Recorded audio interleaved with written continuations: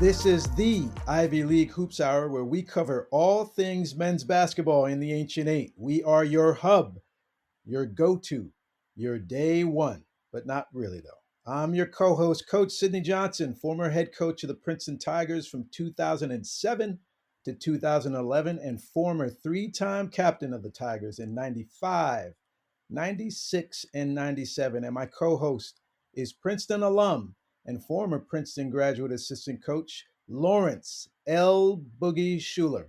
Lawrence, how you making out? I'm feeling great, Coach. How about you? I'm doing terrific, Lawrence. I'm excited about this week's episode. We have an outstanding interview with Columbia University former men's basketball player and ESPN big-time personality, Dalen Cuff. I know we're covering a whole lot of stuff this week. Obviously, the Ancient Eight week that was pretty low-key, not a ton of games, but let's get into it as we're going to cover all things men's basketball. Let's get started.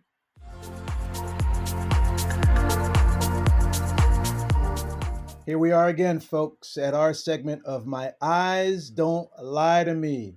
Again, an homage to the great Manchester United midfielder Roy Keane. My eyes don't lie to me. Who currently does commentary on Sky Sports over in England and many other platforms. And he's always talking about watching the games and his eyes not lying to him, telling him what he sees and what's best for the team's players, all that are involved. And so we're doing the same thing, not coming to it with any kind of preconceived notions, myself and Lawrence, but watching these games deep dive and then reporting out to you all the games of the week, the teams of the week, and the players of the week. So this week, Lawrence, what do we have for game of the week? My game of the week was Princeton versus Lafayette. The Lafayette game is usually a tough one for Princeton. Head coach Fran O'Hanlon has been at Lafayette for some time, and his teams are always prepared to play this game. But Princeton put up 84 points in an 11-point win, and we got appearances from 16 different Tigers. Interesting. My game of the week was Yale at Iona. Lawrence, I was looking closely at that game. Iona, one of the top teams in the MAC, mid-major conference, that boasts also Monmouth. Those two teams looking very strong. Monmouth actually beating Princeton.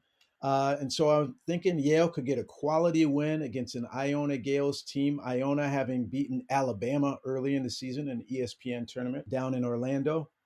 And also Yale having an opportunity to beat a team, only the second team with a winning record, as they beat UMass 1-0 earlier in the season.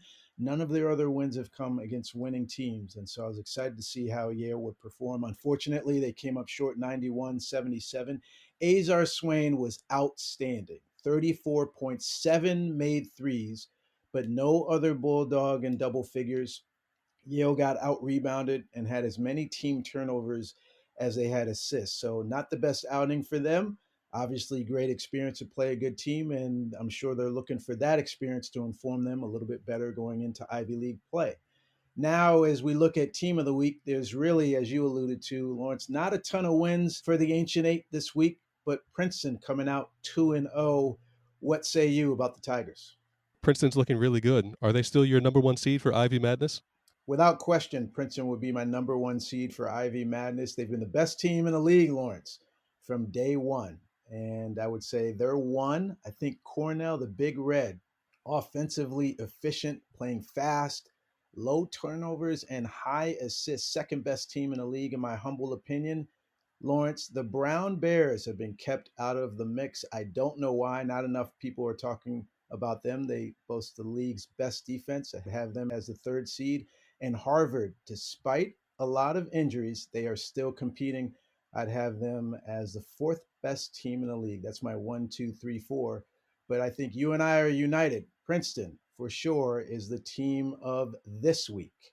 We are also united on Ethan Wright being this week's player of the week. Ethan Wright had 22 points in that win versus Lafayette, and then coupled it with a 20-point, 14 rebound effort versus UMBC. The Tigers go 2-0, and Ethan Wright leads the Tigers in rebounding. Yes, folks, rebounding, a guard, and steals, and is second in scoring. And I'd say the top Tiger for big plays down the stretch. So we have that Princeton, aforementioned Princeton game from Lawrence as his game of the week. And I'll go with Yale versus Iona, despite the loss. Team of the week, there's no other than the Princeton Tigers playing very good basketball all season long. And Ethan Wright as player of the week on the Ivy League Hoops Hour. That is, my eyes don't lie to me.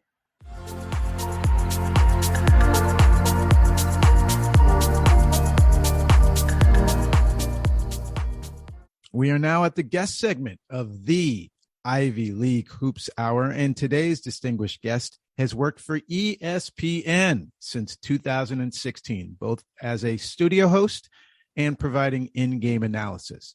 His versatility and talent have covered a range of forums and sports, from the biggest of college basketball games. He actually covered Brown playing at UNC earlier this year. The Brown Bears played very well. And last week's NCAA Division I Men's College Cup, essentially the Final Four for soccer. He calls ESPN home, but previously worked for Comcast Sportsnet New England and NBC Sports Network, where he covered the 2016 Rio Olympics.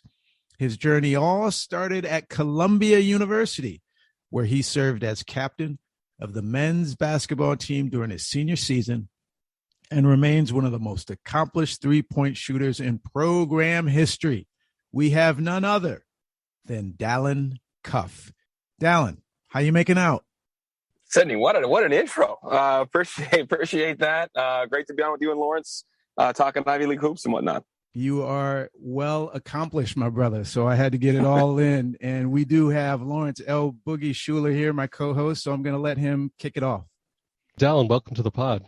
Whenever we have a new guest on the pod, we like to learn a little bit more about their background. Our listeners will know you from ESPN and all of the great analysis that you do, but we don't really get to hear much about you. So do you mind telling us about your time in AAU and how the coaches at Columbia and the other Ivies came to know you? Cool, yeah. Wasn't a very heavily recruited player, mostly the academies. Had some opportunity. Davidson could have been a preferred walk-on, if you will, there, and try to fight it out. Because pre-Steph Curry would have been Pete Anderer, actually, was a really good player there back in the day. And Pete's dad was a Columbia professor. That was when Pete would play with us in the summers. I mean, Pete led the country in three-point field goals made or percentage, I think, his junior and senior year. Yeah. But it was funny, and when he played in the summer, I would just laugh. I'm like, how did Armand let you leave? Like, Armand Hill was a coach, and I love Armand. He brought me to Columbia, but I was like, how the hell did this guy end up at Davidson when his dad is literally at the campus, and this is where he wanted to go to school? But those type of things happen. But for me, basically, Columbia kind of got in the game. They started reaching out, I think, January, my senior year. I broke my wrist the beginning of my junior year, which obviously is really important in getting recruited and whatnot. I flipped off the rim, and I came down and shattered my wrist and missed the majority of my junior year. Summer playing kind of in and out of AAU with the Nike team, Adidas team down there. And wasn't really heavily recruited. Like I said, the service academies, I thought I wanted to be a fighter pilot, but just my brother went and played football at the Air Force Academy. I didn't want to live that life, for lack of a better term. I couldn't have more respect for what those young men and women do, not only in the institutions, but obviously once they move forward in their military careers.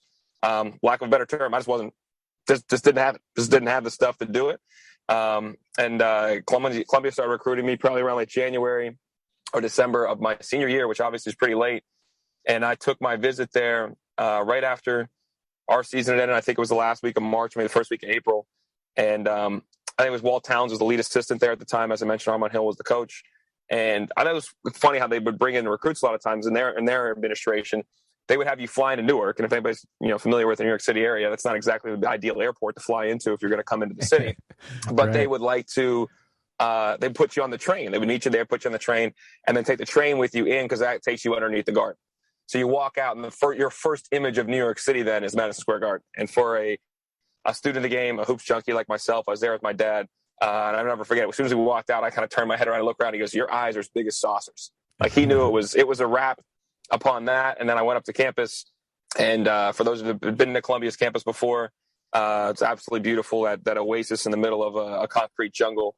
And I love my trip, love the opportunity to play there. Obviously, our first year, we were pretty horrible. I learned more about life than I think I'd ever thought in terms of that. It was no better year socially and like opening my eyes to so many different things, and no more painful athletically. So, and I'd never lost in any sport that I ever played. So to lose at the level we did in that 2003 Columbia Lions team was pretty remarkable.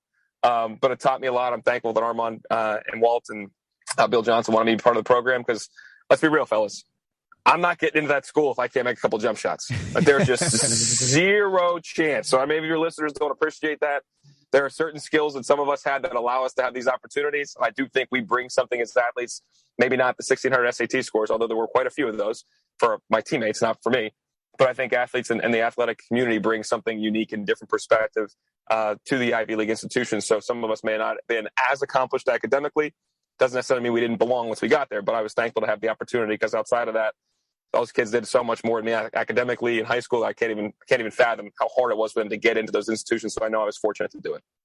Armand and Hill and Walter Towns are near and dear to my heart, Dalen. Those are guys that I've known for many years, and Walter's one of the funniest guys I've ever come across. And there's another one that I want to bring up.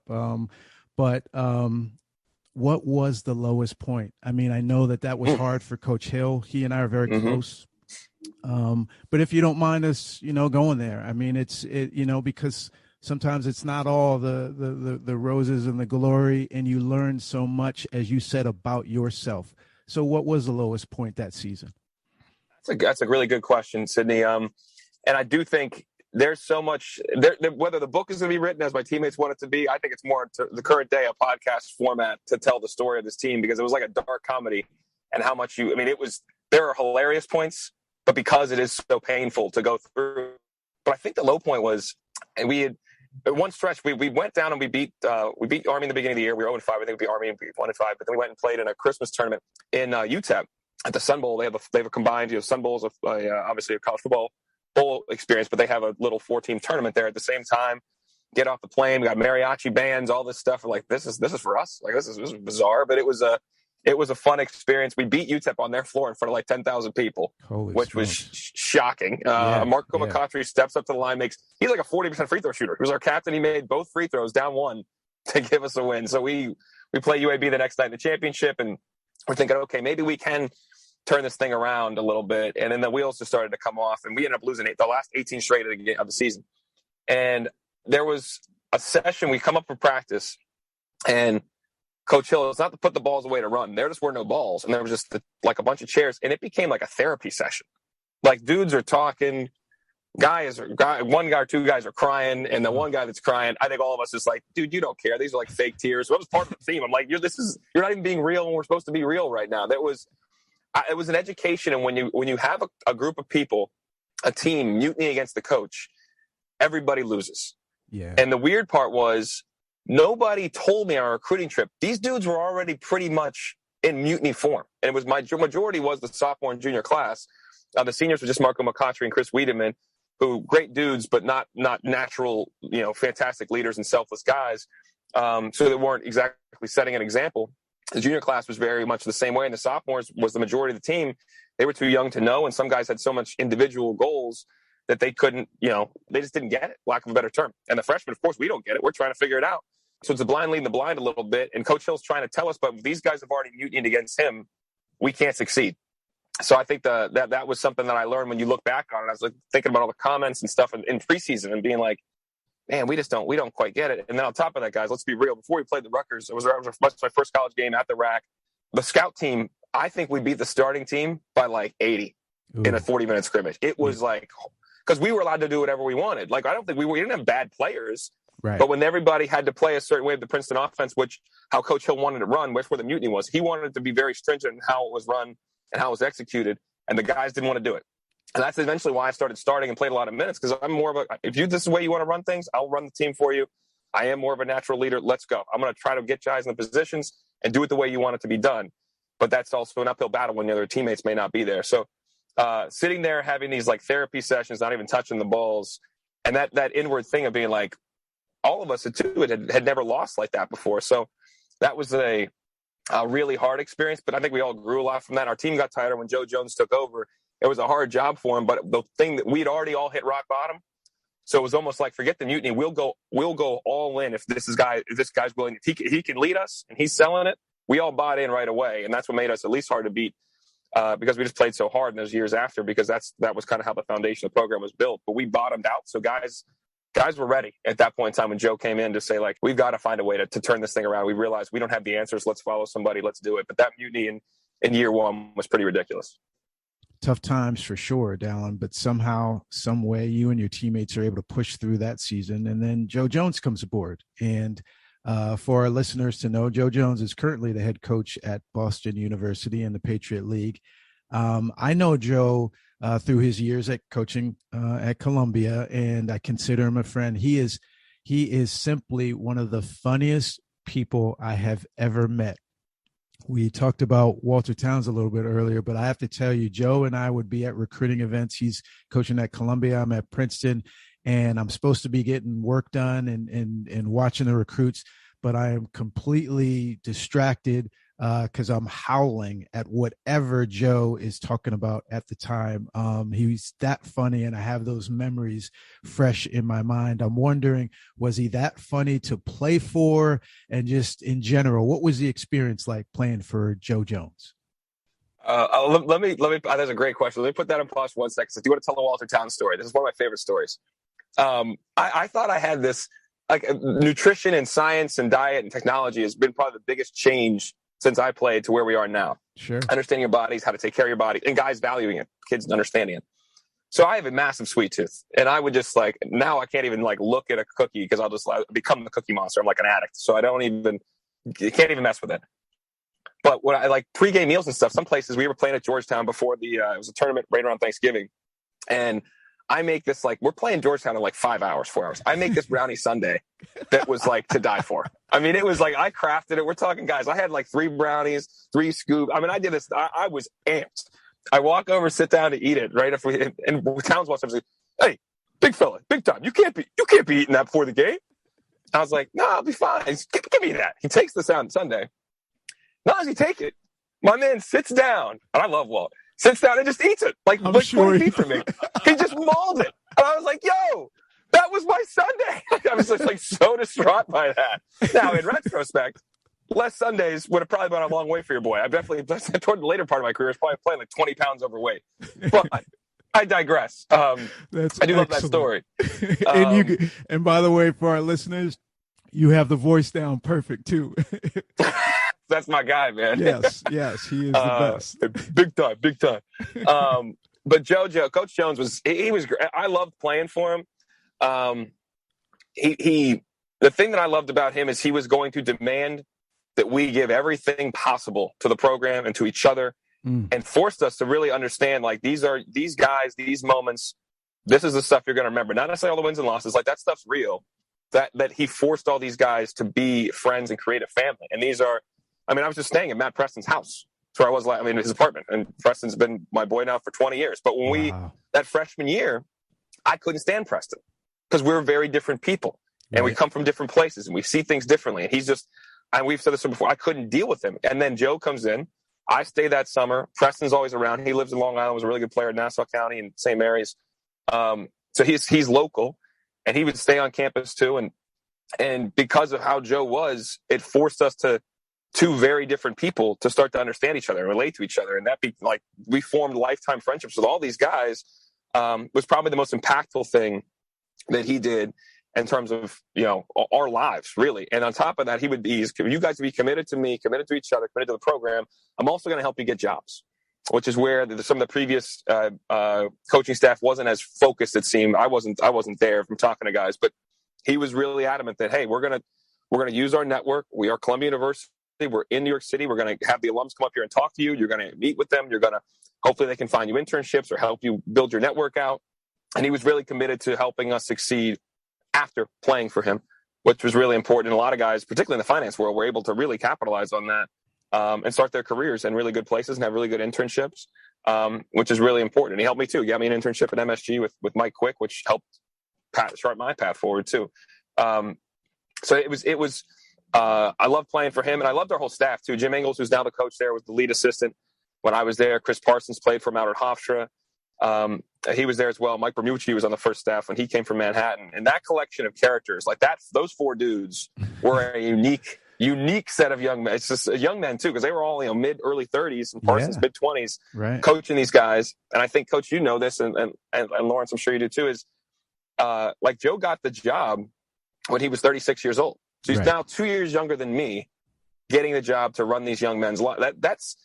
That's hard. Like when now you have that perspective of being this age and thinking about that. And I know there are things he would have done different and mistakes that he made in terms of whether it was recruiting or in-game stuff or just a general approach at times.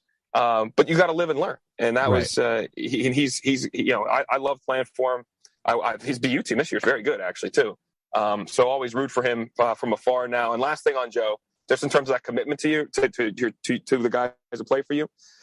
So I leave my job in 2011. I quit my marketing and advertising job, go all in, try to make broadcasting work. Had some ins at MSG Varsity, and ins at Verizon Fios One, which just launched in New York to get some games. I'm still doing the Columbia radio stuff. So I'm like, hey, I can try to make this work and cobble it together and grind and see where it can go. Long story short, the first real opportunity I had was NBC Sports Network. Took the Ivy League package, which was big, was my first national package, and being an analyst, that was important, but I was learning to be a host and reporter.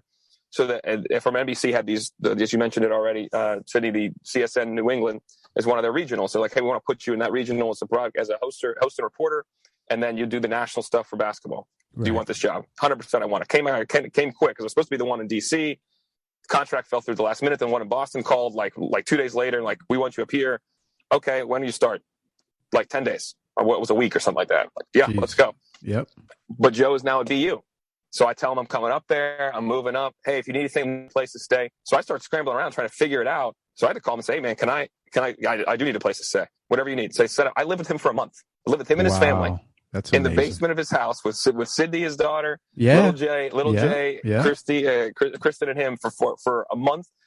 Like that was the kind of commitment, and it was never an issue. It wasn't a question. It's like, no, you're staying here until you get your room or get your apartment or wherever you get settled. So like that, like he talked the talk, but he always walked the walk of taking care of his guys.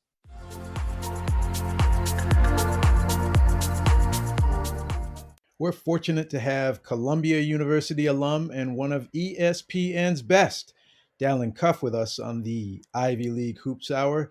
Let's not keep this fun to ourselves, folks. Make sure to spread the word to friends and family on our show and encourage them to listen, follow, and give us a 5-star rating. And as always, send your suggestions on topics or guests to interview or just your general feedback to ivyleaguehoopshour@gmail.com. Now, let's get back to our conversation with Dalen Cuff.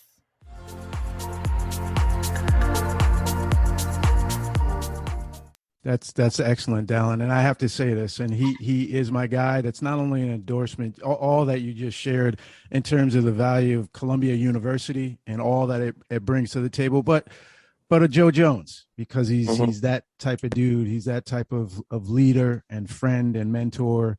And certainly he sounds like he's, been transformative. Those lessons learned and you coming together with teammates and guys that you don't have anything in common. And then you turn around and you realize these are your brothers, which is a perfect segue is like when you guys. Cindy, you did ask if he's funny. He's hilarious. Yeah, he's funny. But the thing that was real funny with him too, and he doesn't take it well. When you start to bust his chops, really, and there were times like you could do it. Like this is why we're real tight. Like he's my guy. But even if we were playing, it was kind of like I would needle my dad at times. My older brothers would be like, "Yo, you're pushing the envelope here." Like I would say some stuff. And because he would say some stuff too, like he would.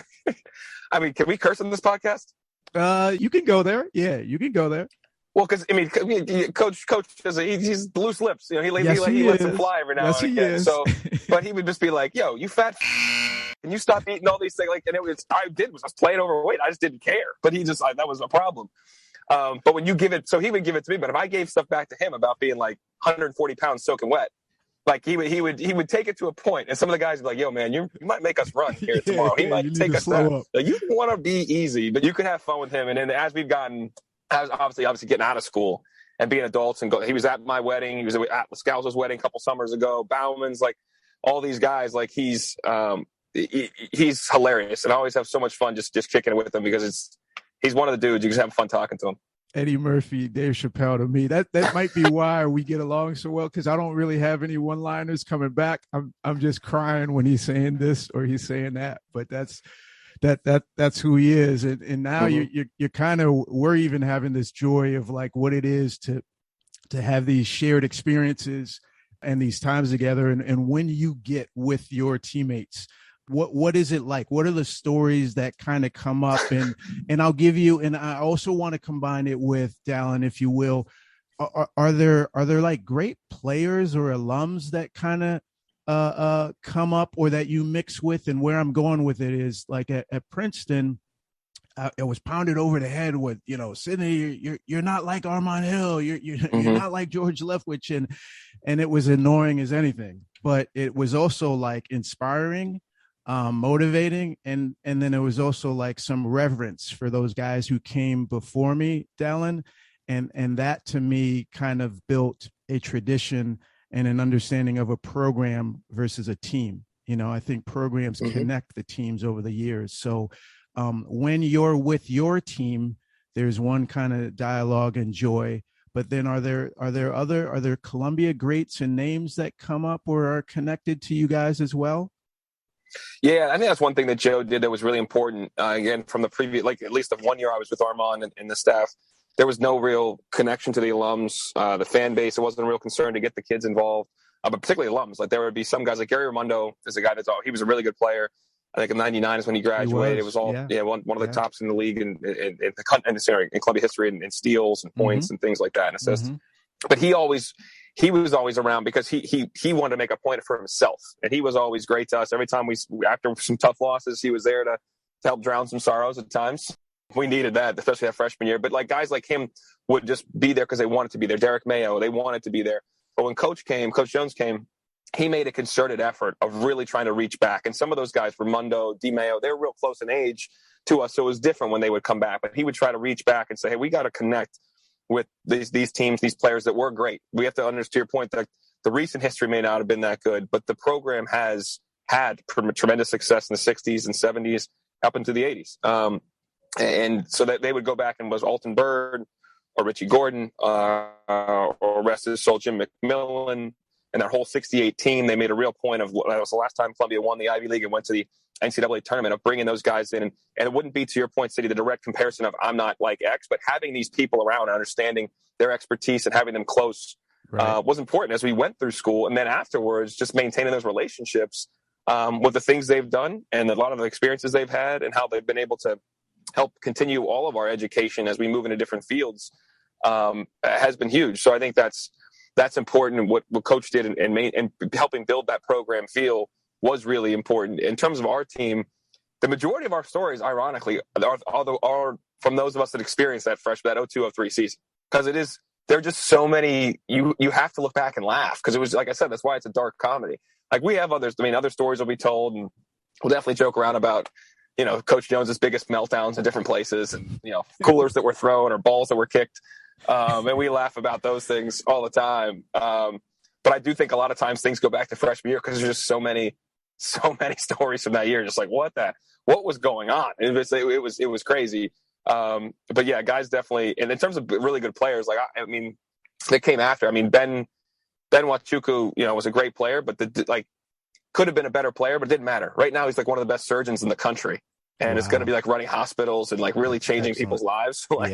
It's just like the stuff he's accomplished. John Bauman, great player, but also doing so much more to like impact his community. Like there were a lot of those guys. There were really good players, especially that came after me. But I think a lot of the stuff those guys have done in the business world and in the social impact world has been way more important and way bigger. Dalen, that's the Ivy League story, right? And that's the Columbia University men's basketball story. And it's really well said.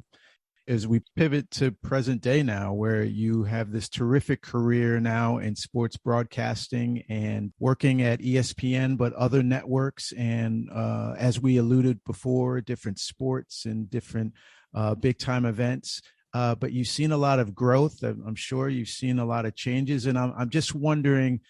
Since the time that you started to even just now today, what are some of the changes or trends that you've seen in the sports world that are really strong and vibrant, present today that maybe weren't necessarily in play or in vogue when you first started out?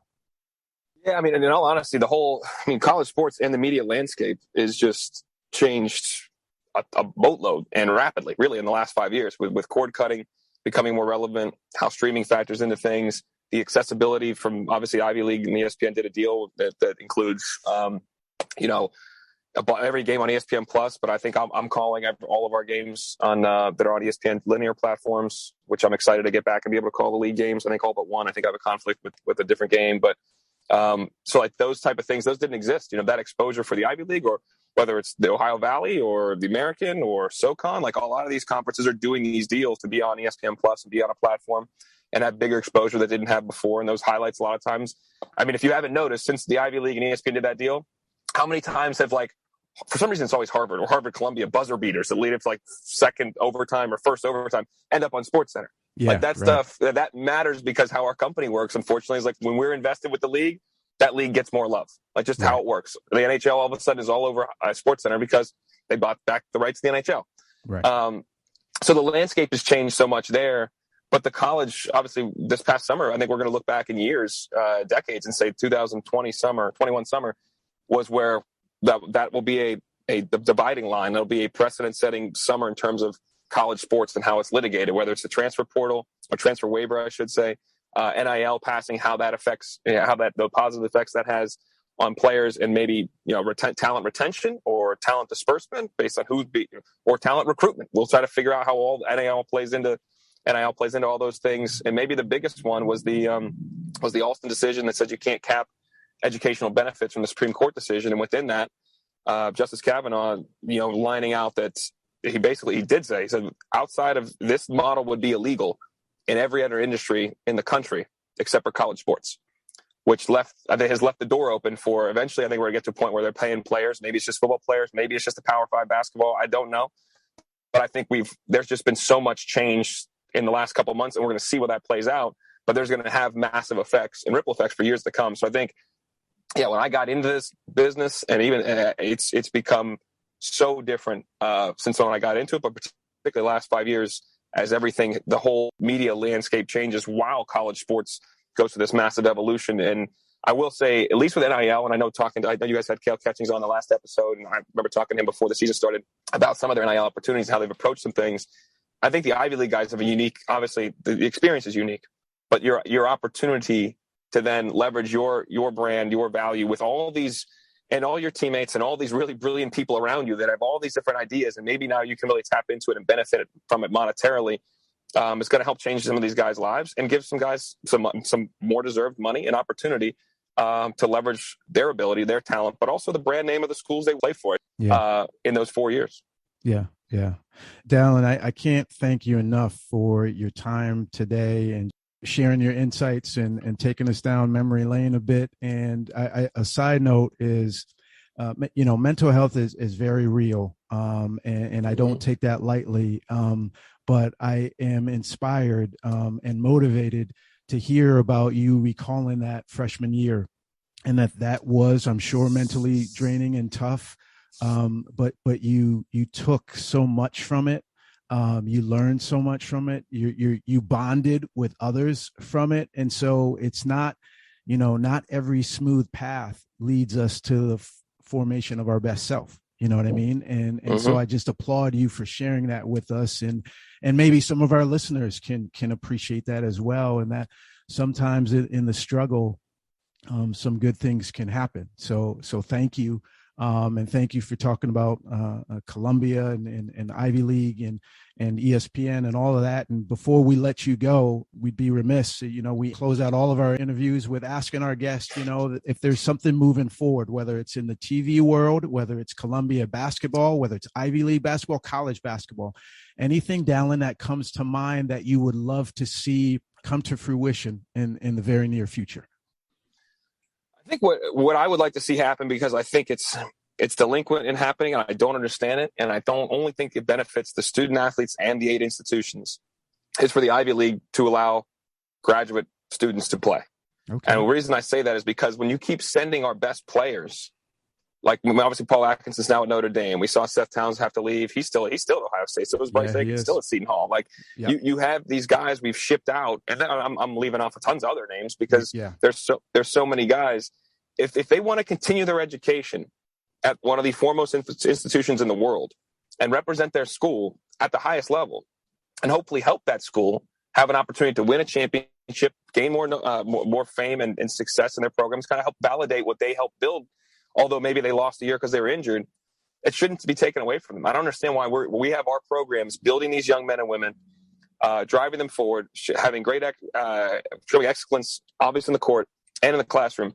And then if they have 1 year left, we give this almost finished product to somebody else and let them take that product and use it to their benefit, their school's institution and their benefit. I just don't understand why. I get the whole the 8 semesters thing. I get it. I know we love to be unique, but I think this is only doing detriment to the student athletes, the coaches that invested so much in it, and the institutions ultimately, because we're literally giving away our best players. So I would love for them to take a look at that, understand the change in college and the landscape and how things work. And you can make the rule that maybe we're not taking grad transfers in.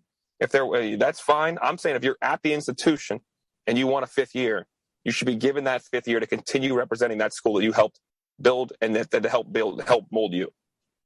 Dalen, as you know, just this year because of COVID, that there's the 1 year exception of that. And so Brown is benefiting greatly from Joe, who's playing, and Dartmouth as well. And there may be a couple other student athletes that I'm not recalling right now. But in general, Dalen, just a quick follow-up is it seems to me like in the Ivy League, there's a prevailing thought that, most of the times universities, administrations, in the Ancient Eight, they're not necessarily going to have athletic decisions drive policy, and I'm saying that respectfully. I'm not sure where I'm pro or against, but how would you respond to that just from the standpoint of, I almost feel like the hesitancy is not to have athletics trigger something that might make sense.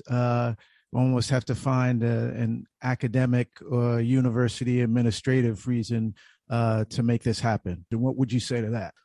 I would love to know the numbers of athletes that go on to get a graduate level degree, whether it be in medicine or law or any grad school, business school, because all you're doing, I thought a lot of times these kids end up like, at least guys I know, I can think of my team alone. I think about 8 guys that went to different Ivy League schools in terms of their post-grad. So all you're doing in my mind is giving them the ability to continue their education. If you give them year 1, guess who's playing for probably year 2 and 3 to finish it, or year 2 or whatever it may be. I think you're helping them move. You're keeping quality people across a different spectrum in your institution, ultimately to continue further their education. Because I don't think it may seem like it's athletically driven, but a lot of these things, they're going to capitalize on the academic institution that we're part of. Like that's part of why we all did this, is to be part of these unique and amazing academic institutions. So I think anybody that's going to get a grad school that's going to stay as a grad student is going to finish whatever that major is, versus going, and I'm not trying to knock other schools, you go to Ohio State or you're going to go down to Alabama to play for a year. I don't think you're focused on the academic piece of it. You don't go from Yale to Alabama and tell me you're focused on the academic piece of it. Now you can do as much as you can there, but the rigor and the standard is just flat out different. So if that player could have actually stayed and continued to challenge themselves at Yale, I think that's a better academic outcome for that individual and for the institution than letting them go to some of these other usually Power 5 schools where the academics are just not the same. No, I agree, Dalen. And I'll say this, from a coach that loved the league and a student athlete like yourself in the league, the Ancient Eight is outstanding in all that it offers. But there's a pretty big challenge in terms of luring student athletes to the league. There is a sacrifice. There is something that you're giving up. And so I would just say, for me, it's hard to bring in these great student athletes. And now the ones that you're talking about specifically, after 3-4 years, they're saying, Coach, I want to stay, I want to do another year. So it's like, man, it's hard to have them come. And now they're telling us they want to stay. I'm also failing to see why that would be a negative, but maybe it'll change. And while it does, I know you'll be calling the games, giving analysis, and also hopefully coming back to the podcast and joining and me and Lawrence. We certainly hope so. Dalen, you've been wonderful. Can't thank you enough for your time. And on behalf of Lawrence and myself, thanks a ton for being us on the Ivy League Hoops Hour. Thanks for having me, Sydney and Lawrence. I appreciate it. Anytime you guys let me know. I also was listening to your last episode. I do love that you mix in the Roy Keane, My Eyes Don't Lie. We're getting some soccer references, so I love it. I'm a listener, and if you guys ever want me, Happy to come back on. You get me, brother. Take care, Dalen.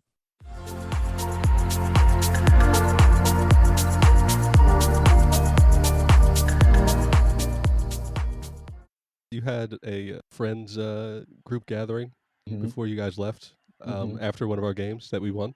Before we went out there. Yeah. Okay, so we started the season 2-0. That's right. And then you had the friends group gathering on the East Court. Okay, after the second game, maybe?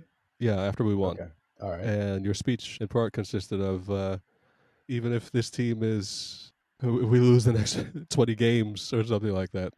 And I was like, why would he think that?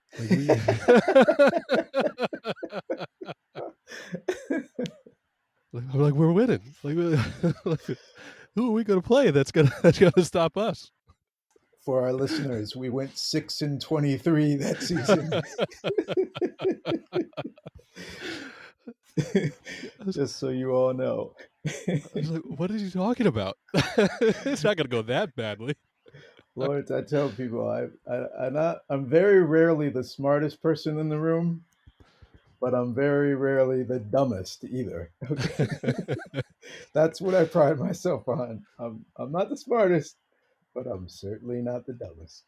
But I take a lot from that year. You know, it's so funny we're talking about this when Dalen Cuff joins us and he shares how much, they were able to right the ship a bit in sophomore, junior, senior year, but he and his teammates talk so much about the struggles of their freshman year, and how challenging that was. And here you and I are talking about 6-23, worst season in Princeton basketball history, which is something that is tough to say. I'm the head coach of that team. I'm obviously a proud alum and former player, but there was so much that we learned, you and I and the players and the coaches, that informs me today. And I'll never forget, there's a number of never forgets, and I'll give you two. My godmother told me at the time during that tough season, she said, Sydney, they need you to show them what mental toughness is. And, she knew it was like really breaking me down. And she's like, I understand it and I hear you and I'm with you, but those young men need you to show you what mental toughness is. And then the other one is Frank Sawinski, former Princeton player, one of the best ever to put on the uniform and play for Coach Kirill, the Polish Rifle. Of mine, the Polish Rifle. He said, Sydney, and this was maybe the following year or after, he said, everyone goes through a 6-23 season in their life. Everyone. And it's how you get back up on your feet. And it gives me chills to this day, Lawrence. I'll never, ever, ever forget it. And Frank is my guy. But he said that to me, and I was like, it was like one of those aha moments. It's like you show who you are in those types of situations. And man, I hold on to that to this day.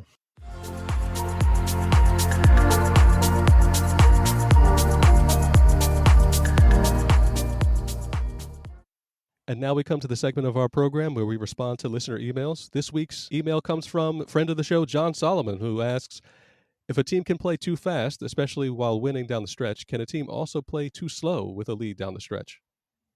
Yeah, brilliant question. And I love the fact that John is calling attention some of the conversation we've had throughout the season. And this reminds us of, discussion last week and the week before. So let's dive right into it.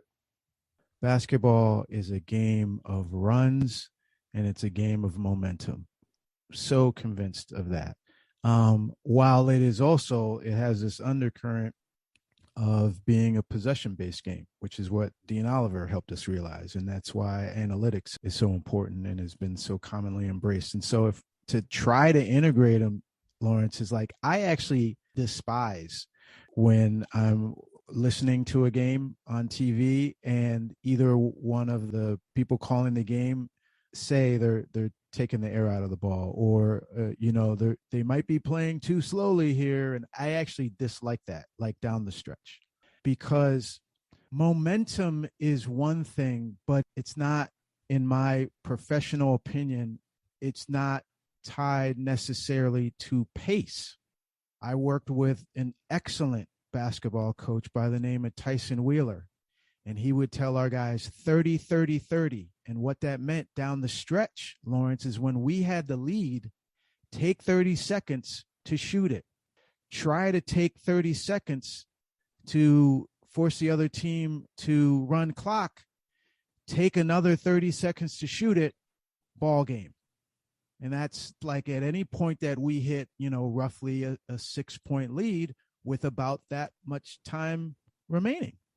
And with that 30, 30, 30, and that's the math. And that's maybe what I didn't include enough last time around that we talked about it.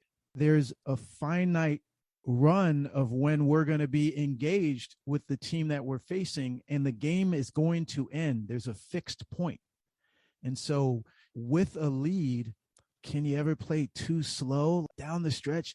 No, you can just not be as efficient.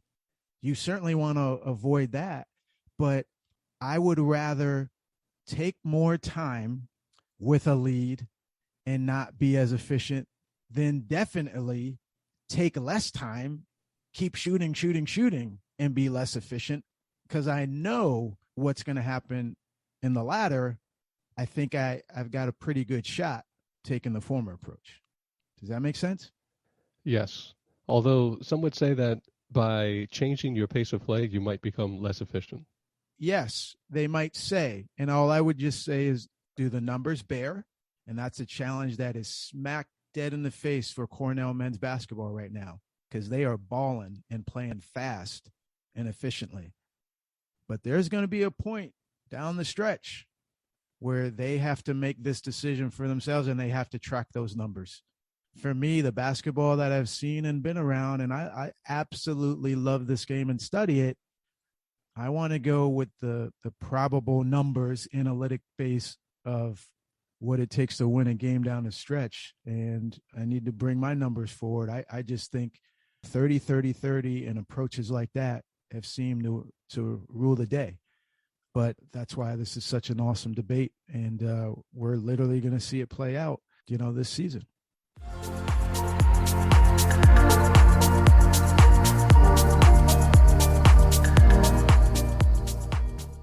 Lawrence, let's divvy out our non-Ivy nods of the week. What do you have? My nod goes to the Arizona Wildcats, who are sitting at 10-0 with first-year head coach Tommy Lloyd. Good choice there, Lawrence. Well, how about this? When I say USC, which school do you think of? The University of Southern California. Yeah, well, the Gamecocks of the University of South Carolina, Lawrence. That USC is working hard to change what you and I and probably a whole lot of other people think of when they say USC. They boast the number one ranked women's basketball team in the country. And the Gamecocks are led by the great Dawn Staley and her star player, Aaliyah Boston. And last week, the Gamecocks maintained their undefeated record in a 66-59 victory over 8th-ranked Maryland. Lawrence, the Gamecocks are lining them up and knocking them down. They've already beaten 9th-ranked Oregon, 2nd-ranked UConn, that 8th-ranked victory against Maryland, and then over the last few days, they even knocked off Duke, who I believe was ranked 15th in the country. So my nod of the week, USC Gamecocks. Yours, tipping your hat to Coach Lloyd and Arizona. And let's spread some love, Lawrence, throughout the Ivy League in terms of athletics, non-basketball. And I'm looking at you, Penn, the women's tennis team, as they posted 3 young ladies who are ranked in the top 100. Senior Yulia Brishkalova and freshman Sabine Rudlauka emerged in the singles rankings, top 100. And then graduate student Maria Chernich, along with Brishkalova, are ranked in the top 30 of doubles teams nationally. So well done, University of Pennsylvania Quakers, women's tennis. Now, Lawrence, what are some of the big games coming up in the H&8? On Sunday, Dartmouth travels to Haas Pavilion to play the University of California. On Tuesday, December 21st, Cornell travels to Syracuse. And on Wednesday, December 22nd, Brown travels to in-state rival Rhode Island. Those are some very interesting matchups, Lawrence. You know, Brown and Rhode Island. Mike Martin actually has a couple of wins versus Rhode Island over the years, so that should be an interesting matchup. And then the Boeheim boys facing off against Cornell, obviously, the youngest Boeheim, starring for Brian Earl over the years and then transferring and now playing with his father. So let's see if the Big Red can exact a little bit of revenge there. We'll see. That's a wrap for this week. This has been the Ivy League Hoops Hour, a labor of love, as we say each and every week. Lawrence, are enjoying ourselves coming to you, but we can't do this without you. So a couple of things. One, please let family, friends, colleagues, everyone know about the show and encourage them to listen in, to follow us. Give us a 5-star rating. And we want to hear from you. Suggested topics, guests to have on the show, and of course, always your feedback and comments. So email us at ivyleaguehoopshour@gmail.com. We love to hear from you and respond. Enjoy Ivy League basketball in general. Stay safe out there, and we will see you on the Ivy League Hoops Hour, same time next week.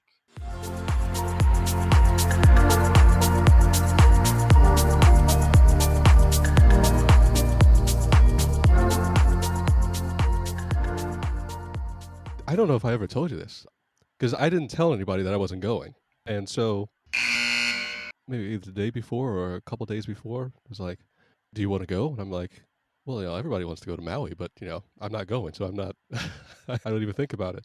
He's like, well, why don't you just tell Coach Johnson you want to go or else you're going to quit? I'm like, that's the dumbest thing I've ever heard in my life. Right? He's going to tell me, well, it's been great. See ya. Goodbye. Don't let the door hit you. Don't let the door hit you on the way out. Right.